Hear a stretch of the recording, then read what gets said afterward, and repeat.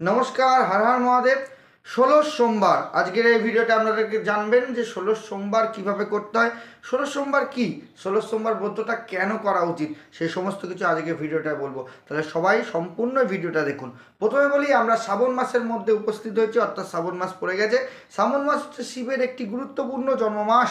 এই মাসে যদি ব্রত করা হয় সোমবারে, তাহলে শিব অত্যন্ত সন্তুষ্ট হয়। তার মধ্যে একটি বিষয় রয়েছে, সেটা হচ্ছে ১৬ সোমবার।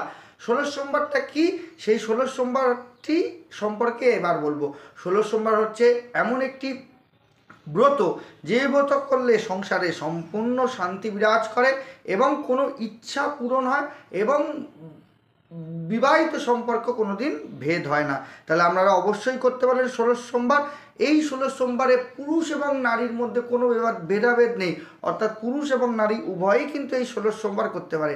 কিন্তু নিয়মটা কি, নিয়মটা হচ্ছে শুধুমাত্র শ্রাবণ মাস তা বলে নয়, আপনি বৈশাখ মাস, চৈত্র মাস বা শ্রাবণ মাসের যে কোনো সোমবার থেকে আপনি এই ব্রত শুরু করতে পারেন। প্রথম সোমবার হলো না, দ্বিতীয় সোমবার বা তৃতীয় সোমবার, যে কোনো একটা সোমবার থেকে শুরু করতে হবে এবং তারপর থেকে পরপর ১৬খানা সোমবার এই ব্রত করতে হবে। কোথায় করতে হবে? আপনি যদি আপনার বাড়িতে শিবলিঙ্গ থাকে তাহলে সেখানেই করবেন, আর যদি না সম্ভব হয় তাহলে পাড়ায় বা কোনো একটা মন্দিরে গিয়ে এই ব্রত করতে পারেন।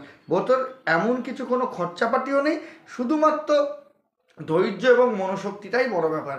এখানে কি করতে হবে, এখানে সকালবেলায় উঠে পড়বেন, যে সোমবার করবেন, স্নান করে পরিষ্কার বস্ত্র পরিধান করবেন। পরিধান করে আপনার বাড়িতে শুধু একটা জিনিসই বিশেষ করতে হবে, সেটা তেল দিয়ে একটা প্রদীপ জ্বালাতে হবে। তেল দিয়ে প্রদীপ জ্বালিয়ে আপনার শিবকে আপনি স্নান করালেন।